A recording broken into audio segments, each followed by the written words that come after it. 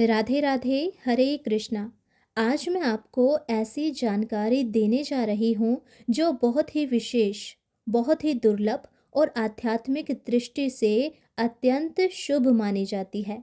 आज हम बात करेंगे उस शुभ संयोग के बारे में जब मकर संक्रांति और एकादशी व्रत दोनों एक ही दिन पड़ रहे हैं। जी हाँ, साल 2026 में 14 जनवरी को यह अद्भुत संयोग बन रहा है। बहुत से लोगों को इसकी सही जानकारी नहीं है कि इसका महत्व क्या है, क्या करना चाहिए, क्या नहीं करना चाहिए और इससे हमें क्या पुण्य लाभ मिलता है। आज के इस वीडियो में हम सब कुछ सरल भाषा में विस्तार से समझेंगे। सबसे पहले समझते हैं मकर संक्रांति क्या है। मकर संक्रांति कोई सामान्य पर्व नहीं है, यह खगोलीय घटना भी है और धार्मिक पर्व भी। इस दिन सूर्यदेव धनु राशि से निकलकर मकर राशि में प्रवेश करते हैं। इसी के साथ शुरू होता है उत्तरायण काल।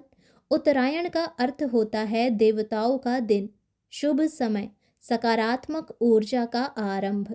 और शास्त्रों में कहा गया है कि उत्तरायण में किया गया दान, जप, तप और पूजा कई गुना फल देती है।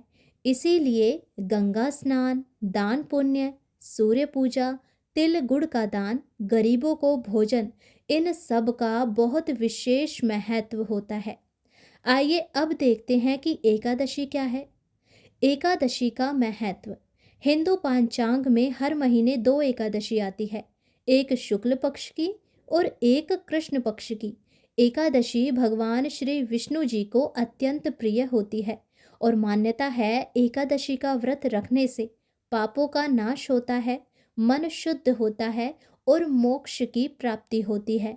इस दिन अन्न का त्याग करना चाहिए, फलहार रहना चाहिए, भजन कीर्तन करने चाहिए, विष्णु भगवान की पूजा करनी चाहिए और दान देना चाहिए। इस बार क्या खास है, अब जानते हैं सबसे महत्वपूर्ण बात। साल 2026 में 14 जनवरी को मकर संक्रांति भी है और उसी दिन षटतिला एकादशी भी है, यानी कि सूर्य उत्तरायण में प्रवेश करेंगे और भगवान विष्णु की प्रिय तिथि एकादशी भी होगी। इसीलिए इसे कहा जा रहा है महापुण्य संयोग, अत्यंत दुर्लभ शुभ योग। यह संयोग कई वर्षों के बाद बनता है और धार्मिक दृष्टि से इसका बहुत बड़ा महत्व है।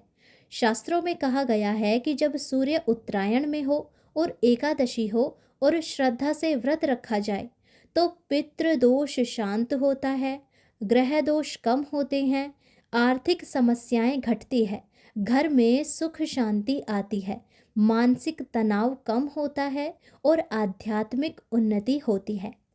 अब जानते हैं कि इस दिन हमें क्या क्या करना चाहिए।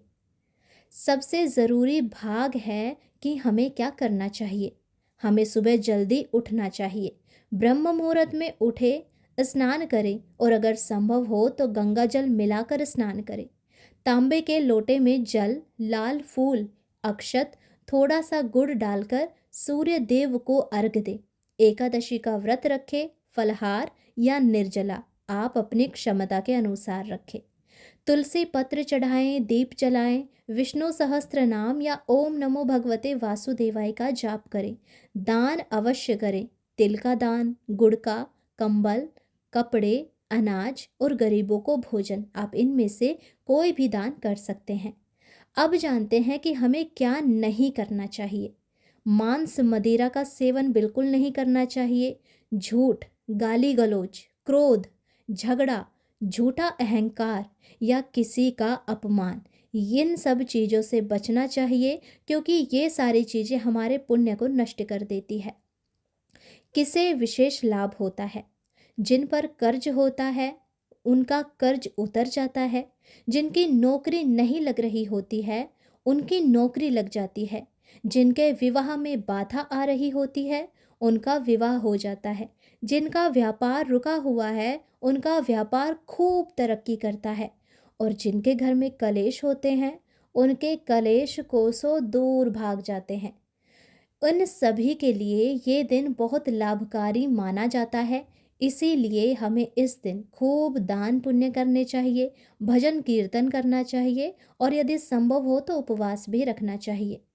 तो भक्तों, 14 जनवरी 2026 को मिलने वाला यह संयोग जीवन बदलने की शक्ति रखता है, भाग्य को मजबूत करता है और आत्मा को शुद्ध करता है। अगर आप श्रद्धा से इस दिन व्रत, पूजा और दान करते हैं तो निश्चित रूप से ही भगवान विष्णु और सूर्य देव की विशेष कृपा प्राप्त होगी। अगर आपको यह जानकारी अच्छी लगी हो तो वीडियो को लाइक करें, अपने परिवार और मित्रों के साथ शेयर करें और चैनल को सब्सक्राइब ज़रूर करें। कमेंट में लिखिए जय सूर्यदेव, जय श्री विष्णु।